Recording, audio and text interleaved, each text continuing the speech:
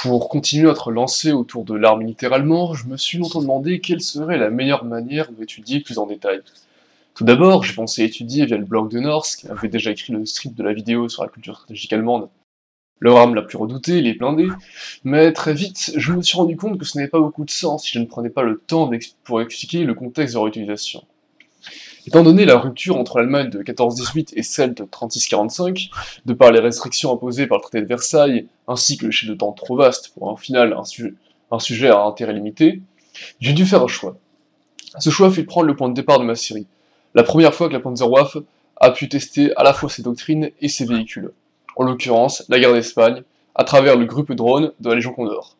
Cependant, comme j'ai précisé dessus, il s'agit avant tout de planter le contexte de l'époque, et donc je parlerai de tout ce qui a trait avec la Légion, pas seulement les tanks, entre autres à cause du manque de sources ou de leur indisponibilité. Nous allons donc voir à travers cet épisode quels ont été les résultats que les Allemands ont récoltés par leur implication dans cette guerre.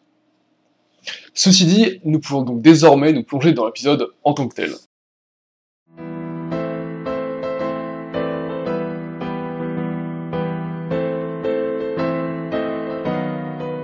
Tout d'abord, un peu de contexte. Cet épisode de l'histoire militaire allemande a lieu pendant la guerre civile espagnole de 1936.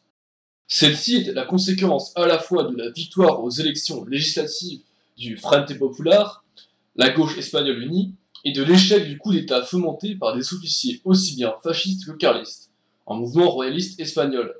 L'aide allemande aux insurgés espagnols nationalistes prend son origine dans une demande urgente de Franco, le 22 juillet 1936, via le lieutenant-colonel Beigbeder et le consul d'Allemagne à Tétouan au Maroc espagnol. Sans refaire toute la guerre d'Espagne, rappelons que les généraux s'étaient révoltés le 18 juillet à 5h du matin au Maroc et 24 heures plus tard en métropole. Or, contrairement à ce qu'ils avaient prévu, la marine ne leur fut pas acquise tout de suite, et ils ne prirent pas le contrôle entier du pays, échouant par exemple à Barcelone alors qu'ils prévoyaient la prendre aisément. Le message disait donc ceci. Le général Franco et le lieutenant-colonel Beigbeder envoient leurs salutations à leur ami, l'honorable général Kulenthal, l'informent du nouveau gouvernement espagnol nationaliste et le prie d'envoyer 10 appareils de transport de troupes à capacité maximale par le biais de sociétés privées allemandes. Transfert aérien avec équipage allemand jusqu'à n'importe quel terrain d'aviation au Maroc espagnol. Le contrat sera signé par la suite, très urgent, sur la parole du général Franco et de l'Espagne. Le 25 juillet 1936. Johannes Bernhard et Adolf Langeheim, hommes d'affaires allemands, membres du parti nazi et résidant au Maroc espagnol, partirent avec le même objectif dans un avion nationaliste avec 2 officiers espagnols pour Berlin. Pour cela, ils rencontrèrent d'abord les diplomates de la Wilhelmstrasse, le ministère des Affaires étrangères allemand, avec, à l'époque, Constantin von Neurath à sa tête. Cependant, ces services, jugés traditionnalistes par Hitler, s'opposaient alors très fortement à tout interventionnisme susceptible de faire grincer des dents le Royaume-Uni, comme on le voit dans cette note du directeur du service politique, le docteur Hans Heinrich Dieckhoff. Il est absolument nécessaire à ce stade que les autorités du gouvernement allemand et du parti continuent de s'abstenir de tout contact avec les 2 officiers. Des livraisons d'armes aux rebelles seraient connues très rapidement. Heureusement pour les nationalistes, Hitler préférait l'avis de ses services de renseignement, dirigés par le fameux amiral Canaris. Ainsi, il était parfaitement au courant de la situation en Espagne.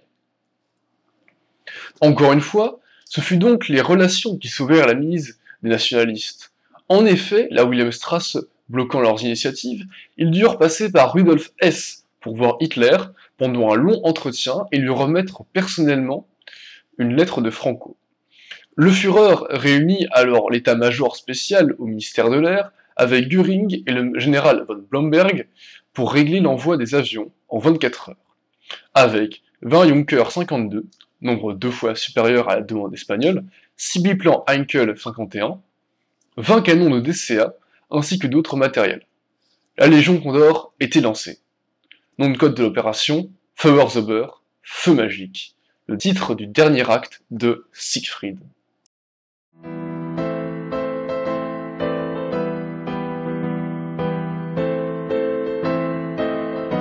Comme demandé par Franco, ce fut par des sociétés privées que les transactions s'effectuèrent.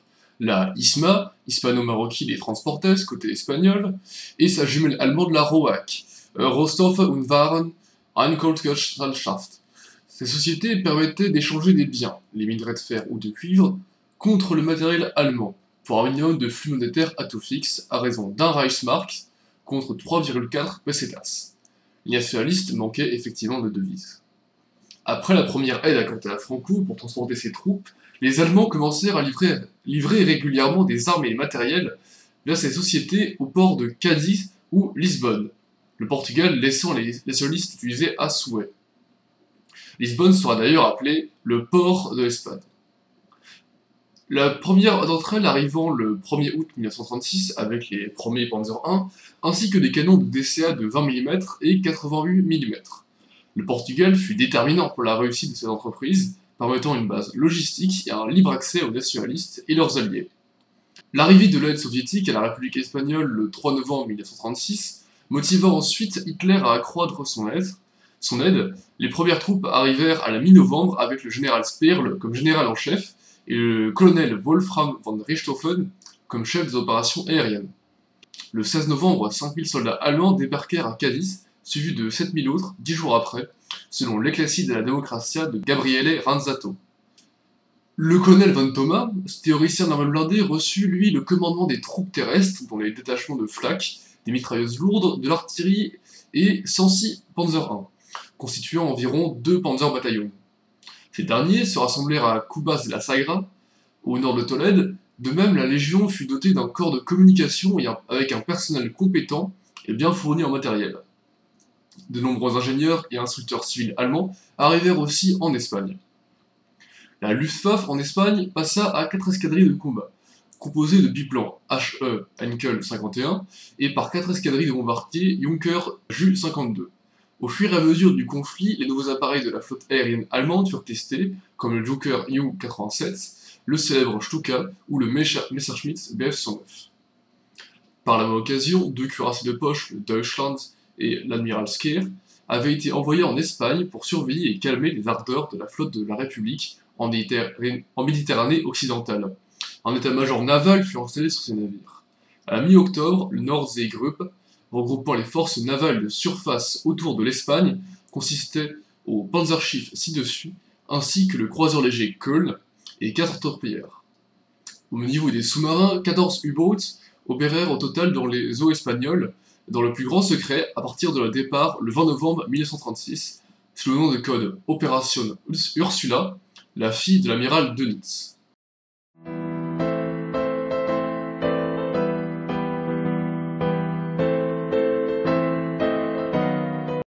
Tout d'abord, il faut savoir que les forces allemandes en Espagne réalisent 2 missions. La première consiste en la formation des soldats espagnols, notamment dans le cadre des chars, et la deuxième, à l'engagement sur le terrain de soldats de la Légion Condor. Dans les 2 cas, cela concerne donc les 3 armées, terre, mer et air.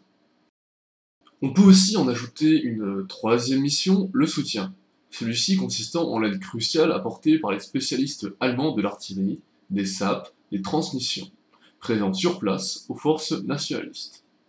Force d'appui et de choc, la Légion Condor se déplace tout au long du conflit, selon les points chauds du moment. Nous allons donc étudier ces différentes opérations. Commençons par ce qui nous intéresse, les blindés. Tout d'abord, on remarque une très claire évolution de l'utilisation et la compréhension d'armes blindées au cours de la guerre. Au début de la guerre, l'infanterie ne suit pas les chars, rendant inutile leur percée, et les condamnant à faire chemin inverse sans soutien. Ce genre de situation est aussi bien observable côté nationaliste que républicain, particulièrement lors des grandes offensives républicaines à Brunete. La connaissance des blindés n'est pas le seul problème, comme le note Richthofen dans son journal de guerre le 2 décembre 1936. Opération inexplicable des blindés, le personnel allemand conduit les chars jusqu'à la zone des combats et les Espagnols les prennent par la suite. Ils font des balades avec les chars et s'amusent. Bien qu'il faut prendre avec des pincettes cette déclaration de cet officier allemand, la discipline met effectivement longtemps à s'instaurer dans les armées de la guerre civile, et cela d'un côté comme de l'autre, en tout cas en ce qui concerne les chars. Il ne faut pas oublier non plus que c'est une arme nouvelle pour l'Espagne qui n'a pas connu la Grande Guerre. Toutefois, il faut préciser que l'armée nationaliste se comporte d'une manière beaucoup plus disciplinée, étant donné la forte participation des officiers de l'ancienne armée, ainsi que des formations paramilitaires comme les Requetes Carlis et les Camisas Fieras Falangis. Du temps fut nécessaire pour arriver à une bonne coordination infanterie blindée et à une similarisation générale de l'armée nationaliste.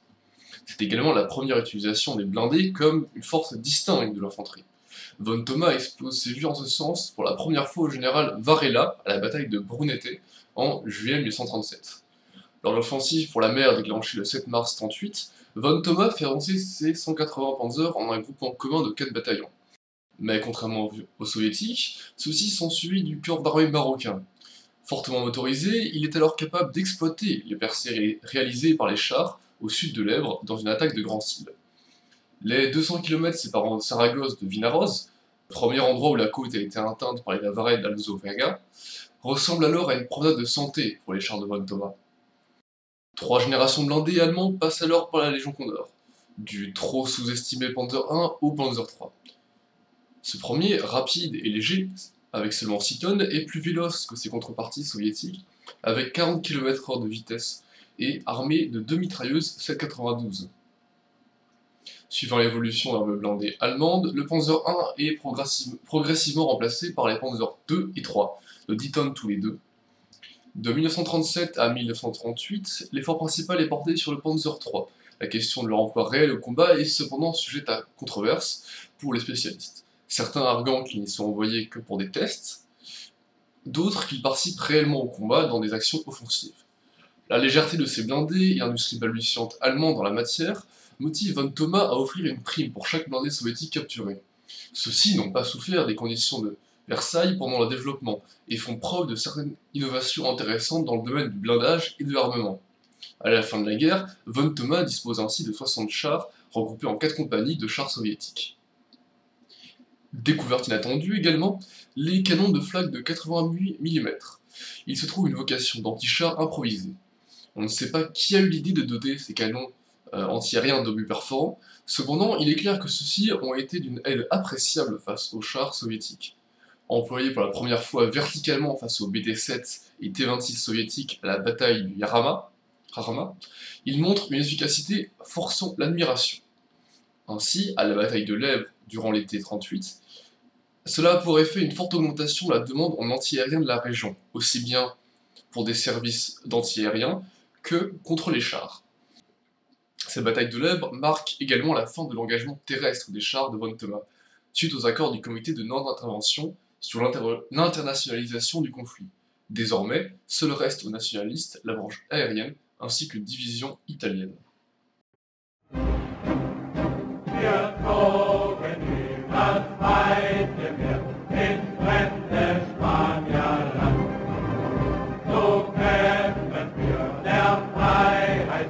Weil Hass und Gegen Brand, wir herrschen